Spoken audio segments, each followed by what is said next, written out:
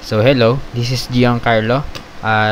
Today we will be answering seat work number 2. Okay, under DIM. Okay. So let's start. So ang pinapahanap lang dito, midspan deflection, rotation of point A, tsaka maximum deflection. Okay, rotation halos same lang din yan sa slope. Okay, kung paano nag-rotate ang ating beam due to deflection. Okay, so since nagpo-perform tayo ng DIM, pwede pa ang gagawin ko is hahatiin ko, 'di ba trapezoid to? 'Di ba trapezoid 'yan? Pwede ba hatiin ko na to sa two shapes kasi magmo-moment tayo eh. Kahirap kaya ng moment arm nito pag consider natin yung trapezoid. Kaya okay lang kung hindi nga hatiin, okay lang naman. So ako hahatiin ko. So ayan. So bale, etong rectangle na to is 120 as is. And then, yung matitira dito sa triangular load, which is magiging 180, right? 180 pound per feet. Kasi 300 minus 120, 180. Ayan. So, ngayon, since this is prop beam, okay, we were solving an indeterminate beam. So, syempre, para ma-solve natin to, gagamitin natin ng kahit anong method. So, let's use DIM method muna. DIM method. Double integration method. Okay? So, ngayon, syempre, mamimili tayo kung saan tayo magkakat. Okay? So, mas ire-recommend ko talaga dito. Dito kayo magkat palagi, no? Ano magandang kulay? Ito. Dito. Para isa lang yung magiging unknown natin, which is yung RA. Hindi naman actually isa lang, mas konti ang unknown natin. Kasi kung dito kayo nag-cut, okay, meron kang moment dito, tsaka vertical reaction, tsaka magdadagdag bawas ka pa, diba? Madiwari yun. Depende na kung masipag ka talaga. So, try natin, dito tayo magka-cut. Okay? Since kinat ko yan, ito yung naging kalabasan. Okay? So, magiging X lang yan kasi di natin alam kung ilang distance na lang yan dahil kinat natin yon. So, ito, lagyan natin ng magnitude to. Okay? Diba ito, as is lang naman yan, itong rectangle natin na 120. Diba? 120 pound per foot. Ayan. So, itong triangle, 180 pa rin ba? Hindi na, diba? So, hinatingan natin halos pinaka-free end. Halos nandito yun Ito siya yun. Ito si 180. Balik kinat natin to sa portion na to. Ayan. Kaya hindi na siya 180 dito sa mag-connect sa part na yan. Nagigets ba? So bali, para makuha natin yan, magre-ratio in proportion tayo. So balik tayo sa ating figure. Lang para mas malinaw. Ayan. Let me erase this one. Wait lang. So ito, 'di ba ang total height ng triangle natin is 180, 'di ba? Tapos ito yung magiging x natin kunwari. Ito, papunta dito sa cutted section natin. Okay? Etong 15 feet is kabuuan yan, no? So bali, ang magiging ratio natin, gusto natin makuha to. Anong kulay maganda? Let's say etong blue na lang. Okay, blue na lang. Eto na lang. Gusto natin itong makuha. Let's say, let's call this as Y. Kunin natin yan by ratio in proportion. So, ang gagawin ko, unahin ko muna yung height. Okay? Yung 180 over sa since total height ng triangle yan, ano yung total length niya? 15, di ba? O, equals natin ngayon sa height ng triangle na kinat natin over sa length, which is x. So, dapat magkatugma. Ito yung height, ito yung length. Okay? So, bale, dapat gawin natin naka in terms of x. Okay? So, y is equals to 180 12x. Ayan. Dapat naka in terms of x tayo. Etong y kasi na to, isa-substitute natin yan dito sa triangle natin. Okay? So, y equals to 12x. So, ilagay natin. Kahit 12x na lang siguro, no? 12x. Okay? Ngayon, pwede na tayo mag-perform ng DIM. So, hiyan lang muna natin maging ano nitong RA. Okay? Masosolve din natin yan. So, bale, mangyayari is EIY double prime is equals to, so, itong RA muna. So, bale, RAX, eto, tapos meron tayong dalawang load dito, diba? Mga distributed load. Unahin mo natin rectangle. So, bale, negative 120 kasi counterclockwise, 120 times x times x over 2. Ito yung area, ito yung moment arm. Okay? Makamali dito pa. Ito pa. Area ng triangle, 1/2 ng 12x times yung base na x. And then yung moment arm niya na x over 3. Okay? X over 3. Okay, 1/3 ng x. So, pwede pa po natin i-simplify ito. So, if we simplify, tulad ng ginawa natin sa number 1, i-simplify lang muna natin coefficient. Tsaka, i-multiply natin yung mga mga variables. Okay? RAX minus, ano mangyari dito? 60 x square minus 2x cube. Nagigets ba? Sisimplify mo na lang yan. X cube. Okay? Medyo bibilisan ko lang. So, EIY, integrate na natin. O, EIY magiging RAX square over 2 minus 20 x cube minus 1/2 ng x raised to 4 plus C1. So, next, ito na yung slope equation natin. So, anong unit niya? Diba ito imperial unit tayo? So, dito, sa sa moment equation, ang unit lang niyan is pound times feet. Tama. Uy, lang. Tapos, etong slope, ito pa rin pala yun. Pounds times feet. Moment equation pala to. So, let me erase this. Sorry. Okay. So, ito yung shear, yung slope equation. Ang unit niya ay pounds times square feet. Tama. Now, kailangan natin yung deflection equation. So, EIY is equals to what? RAX cube over 6. Next, negative 5 x raised to 4 plus x raised to 5 over 20. So, feel ko basic na sa inyo pag i-integrate, no? Kaya medyo dinidiretso na lang. Konting simplify na lang. Yun lang yung natin. Medyo nagpapatagal pag si-simplify. Ayan. So, yun. So, meron tayong may equation na. Yung slope and deflection equation. So, ito yung unit nito is pounds times cubic feet. So, ngayon, paano yung magiging boundary condition natin? So, ito dito sa prop beam, mako-consider ko to as tatlong boundary condition. Bakit? So, ito lang yun. So, wait lang. May isa tayo rito, isa pa rito, tsaka isa pa neto. Bakit? Ano kinalaman yan? But, tatlong lang naman yan na. Resistance force lang naman yan. Paano mo nasabi na tatlo ang naging boundary condition? So, ganito lang yun. Okay? Let's consider first the point A. Di ba ang point A is a roller support? Di ba? At point A. Tama. So, ngayon, ang point sa roller na to, di ba ang trabaho niya is to resist the upward and downward forces para ma-prevent niya yung beam from moving up and down. Okay? So, let's say for example, nag-apply ako ng large amount of P here.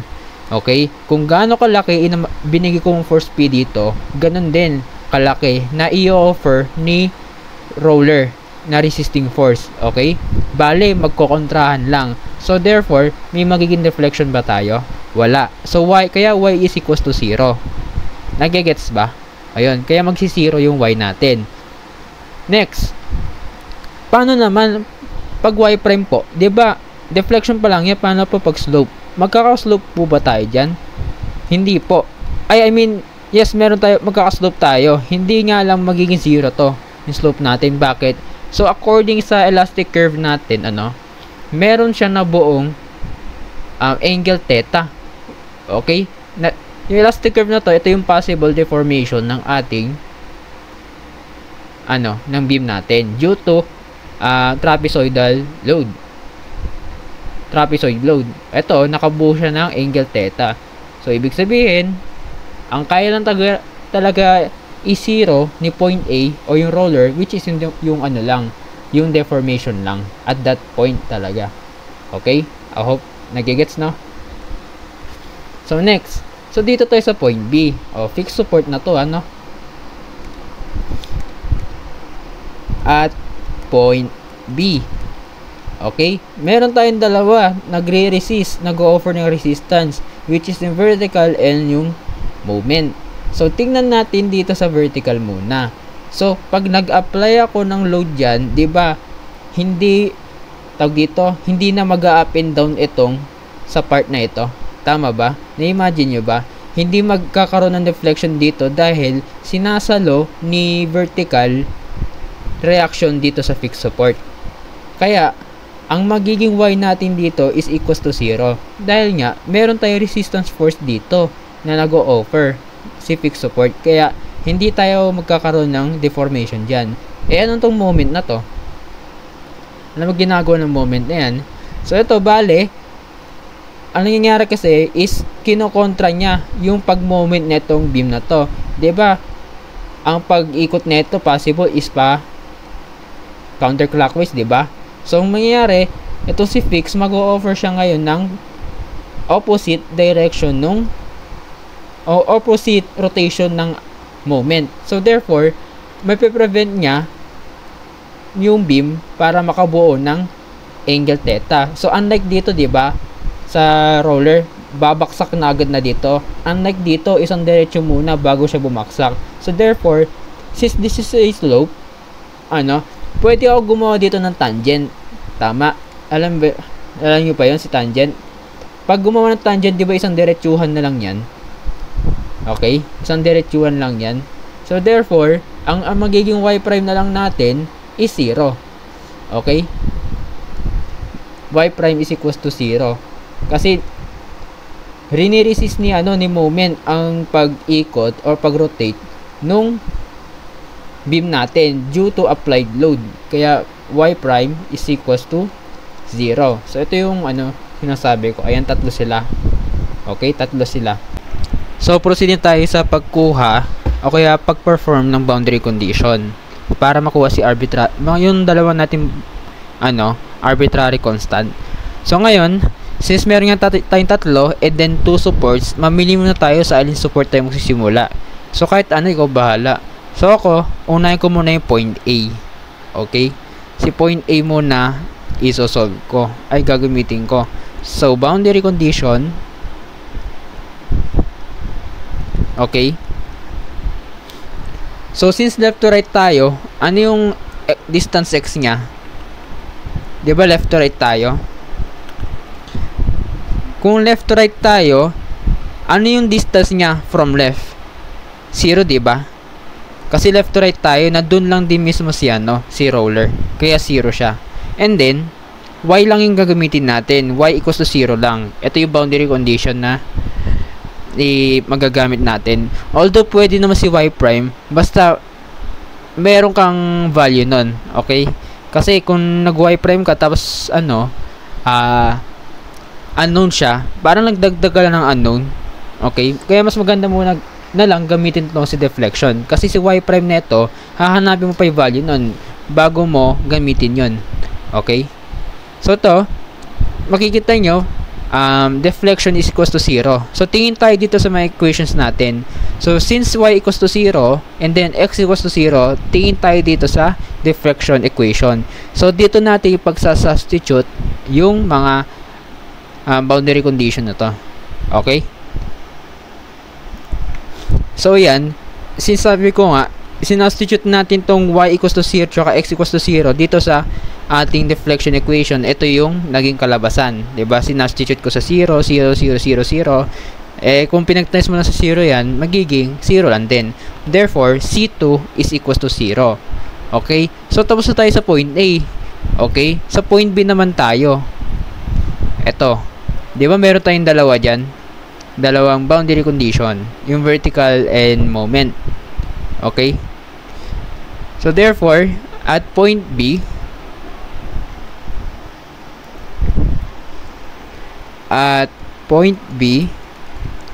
so, ano yung distance x niya? Diba left to right tayo? Okay. From left, anong distance niya papunta dito sa point B? Oh, nasa left tayo, papunta sa point B. Ilang distance nun? 15, diba? Okay. So, ibig sabihin, x natin is equals to 15. And then, ngayon, meron tayong dalawa doon, which is y prime tsaka y. So, mamili na lang kayo sa dalawa kung sino gagamitin nyo muna doon. Let's say, y prime muna ako. Y prime is equals to 0. So, sino yung masosolve natin dito? Diba, y prime nga? So, ibig sabihin, punta tayo doon sa slope equation, which is ito, diba? So, dito natin isa-substitute yung boundary condition natin. Okay? Sulat ko lang. So, ito magiging 0, diba? And then, ito, ilan to? Baling gawin mo, yung coefficient mo, simplify mo. 15 square over sa, sa 2. So, meron kang 112.5 RA. Okay? So, ito, pagsasama ko na tong dalawa na to. Kasi, constant yan eh. Diba? Bale, gawin mo, ipagsama mo lang yan. So, negative 20 times 15 raised to 3 minus 1 half ng 15 raised to 4. So, ilan po yun? So, bale, ang makukuha dyan is 92812.5. Okay? Yan. So, ayusin lang natin. So, magiging 0 equals to 112.5 RA minus sa negative yan, no? Kasi negative minus negative. Hindi, negative tsaka negative. Bale, parang pinag-minus mo sila pareho. Kunwari, may utang kang 5, tapos mangungutang ka ng 2, edi negative 7. Pinapakomplikado ko pa. So, bali 92812.5 plus C1. So, dalawa unknown natin dito. Yung RA tsaka C1. So, hayaan muna natin yan. So, kunin muna natin to. Sabihin natin itong equation number 1. Okay, equation number 1.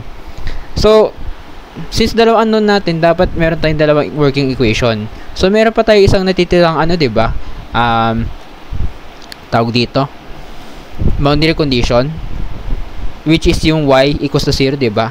So, when x equals to 15, y equals to 0, okay, y na. Diba yung y is deflection? Tingin tayo sa deflection. Okay, dito na natin pagbabasihan yan. Dito natin sa substitute yung boundary condition natin. Okay? So, ito, sinulat ko na.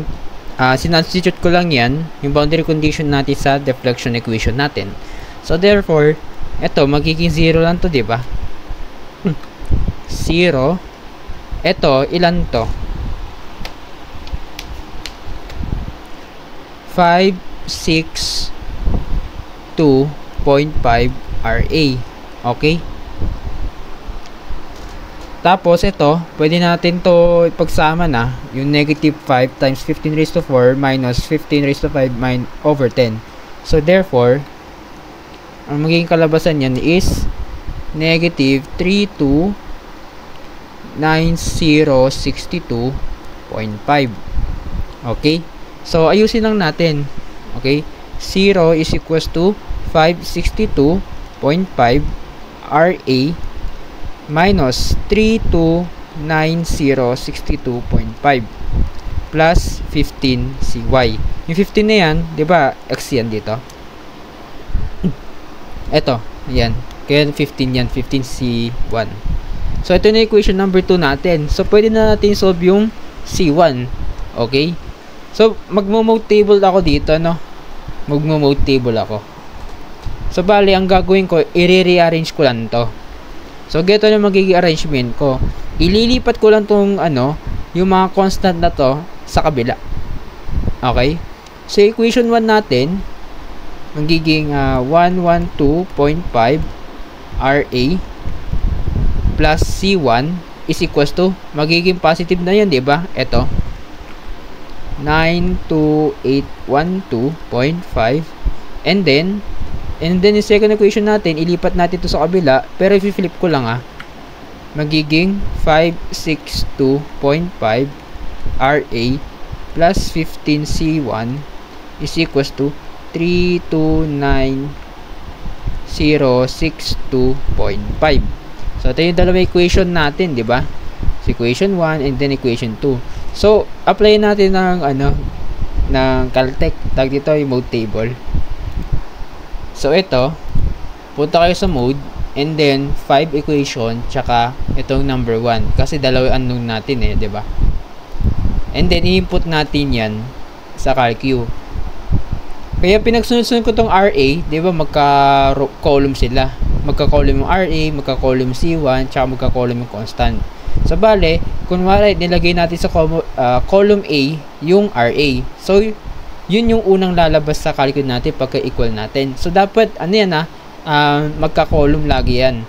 So, bale, 112.5 equals sa C1 is just 1. And then, kasi nga, ang coefficient is 1, 92812.5 is equals to, okay, sa second column na, second column, hindi, second row pala to. So, bale, dapat ang katapat nga pa rin is dapat RA din. 562.5 is equals to 15. Mali. Tapos, 3290.62.5. So, yan. Yung X natin, kung ano yung nilagay natin sa column ng A. Diba, sa column A, ang nilagay natin dun is yung RA. Yung sumunod, ito yung C1. So, therefore, nakuha na natin. Okay? Yung value ng natin, RA, is equals to 945. Then, yung C1 is negative 13,500. Okay? So, ito, hinahanap mid-span deflection. So, ito, kinapi ko lang yan dito. Kasi itong kinat natin, nagre-range naman yan from 0 to 15. So, sa kahit tayo magputol, okay lang. Kasi nagre-range naman to, halos sagad sa span niya, which is 15. So, ngayon, ito, pinalitan ko na 945 na nga to. Ngayon, since ang kabuuan na beam natin is 15, di ba? Ano ba kalahati ng ng 15? 7.5, di ba? 7.5. So, yun yung kukunin natin deflection. Let's say dito. Ito. Ay. 7.5 feet. Tama.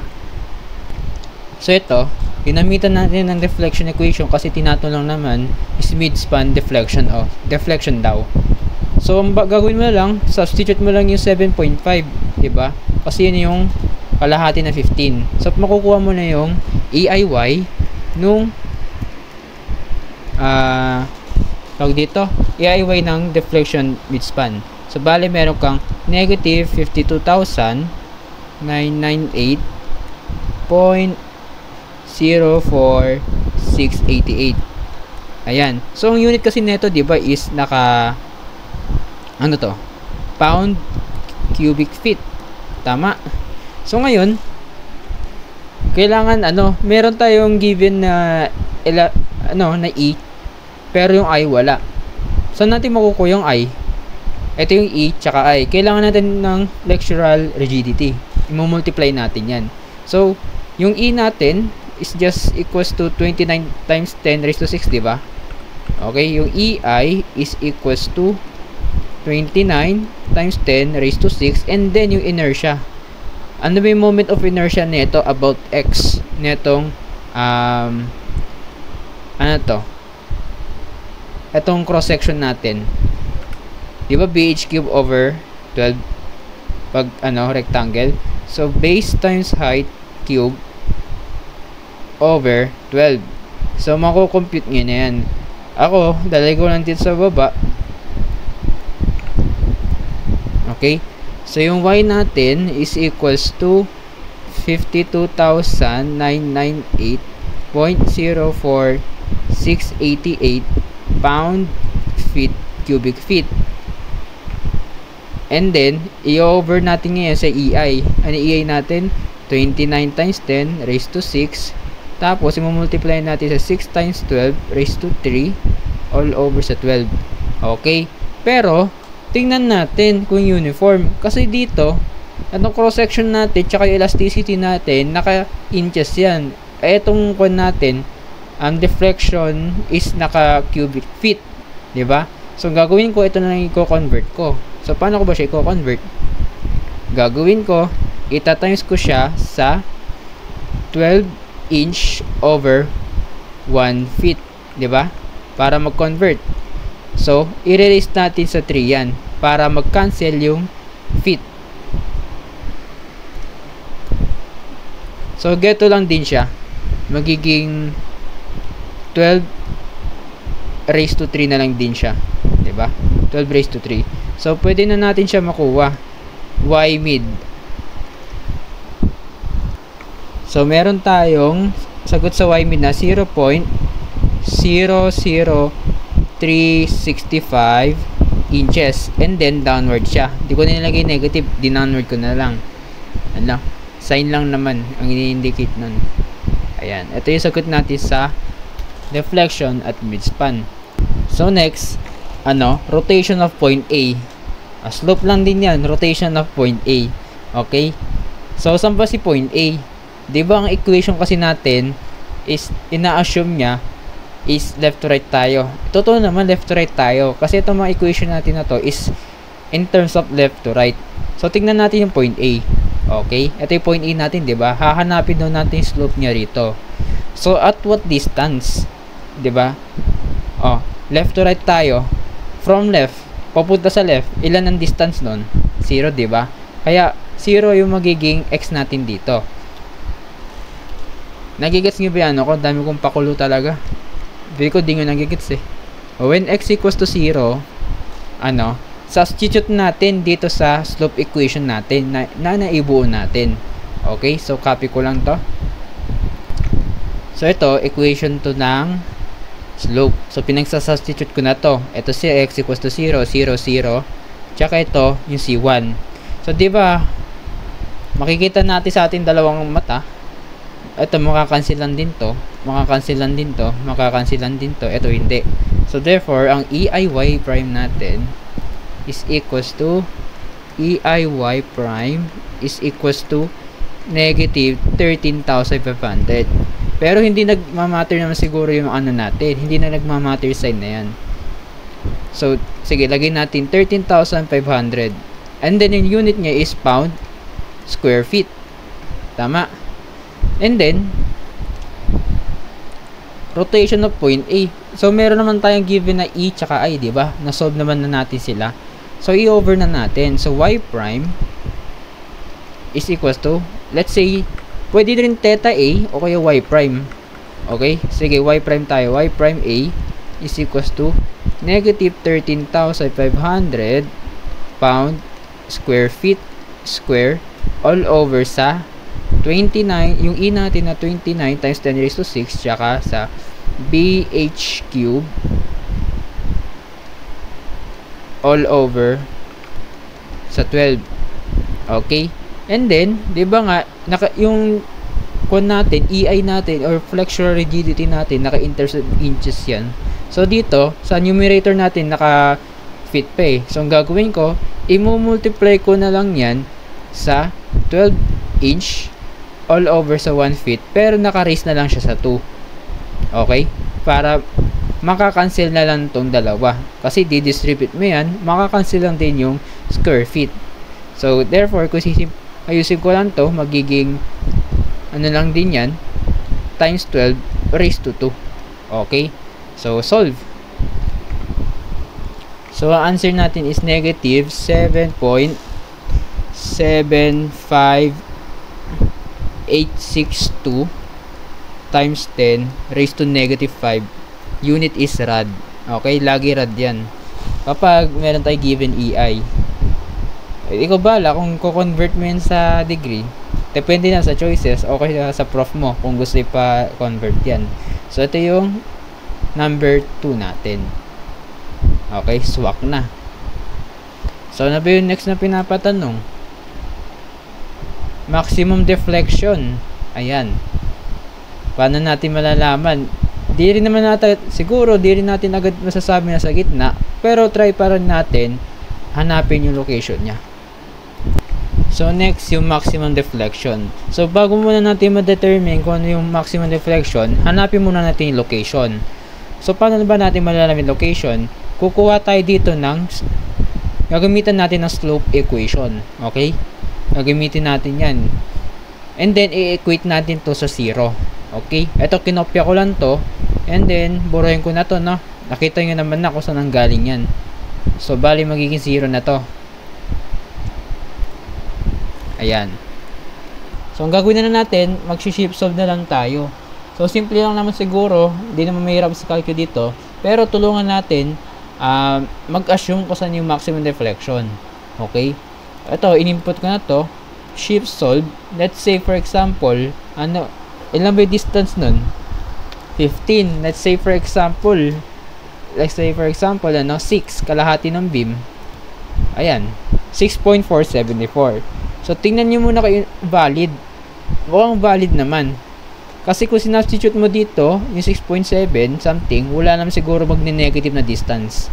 Okay? So, bale, pag nakuha mo na yan, shift store ko to sa A, kukunin mo na yung ano niya, yung deflection niya at that point. Okay, wait lang. So, yun, sinubstitute ko lang yung mga, ginamit ako ng deflection equation and then substitute ko yung 6.474 doon sa x na to. Bali, shift store ko lang to kaya A to, di ba? A yan, shift store ko lang yun sa A para saktong value. Ito, tignan, double check natin. O, mukhang okay naman, no?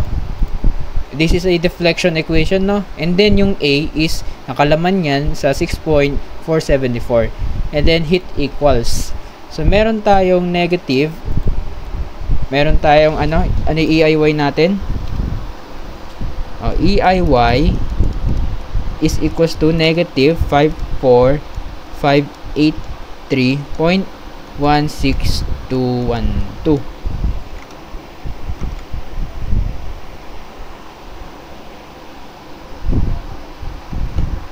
And konting discrepancy lang sa calculus ko tsaka sa calculus ng Casio.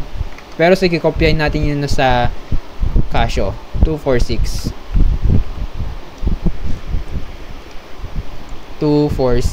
Okay? So ngayon, i-over na natin siya sa EI. Tama? Para makuha natin yung ating maximum deflection. So, i-over natin sa EI. Ano yung E natin? 29 times 10 raised to 6 times 6 times 12 cube over 12. And then, equals up. Bago mo natin equal yan, 'di ba? Ito is naka-pound feet cube. Yung flexural rigidity natin naka in terms of inches. So gagawin natin, ta-times lang natin to sa 12 raised to 3 para ma-cancel yung sige, para malilawang kayo, may lalalabuhan pa feet cube, tapos multiply natin sa 12 inch over 1 feet para lang ma-cancel to. Syempre, i-cube natin para totally ma-cancel itong cubic feet. And then, distribute. Magiging feet cube. Magiging 12 raised to 3. Inch raised to 3 over 1 feet cube. And then, mapapansin mo, pwede ito ma-cancel, diba? Maka-cancel na itong unit.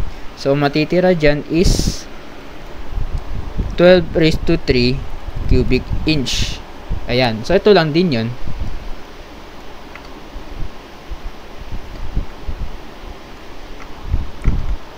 So, compute na natin. Okay. Answer times 12 raised to 3 all over sa 29 times 10 raised to 6. And then, multiply natin sa moment of inertia niya. Nung cross-section natin, 3 over 12. Heat equal. Ayan. So, nakuha na natin.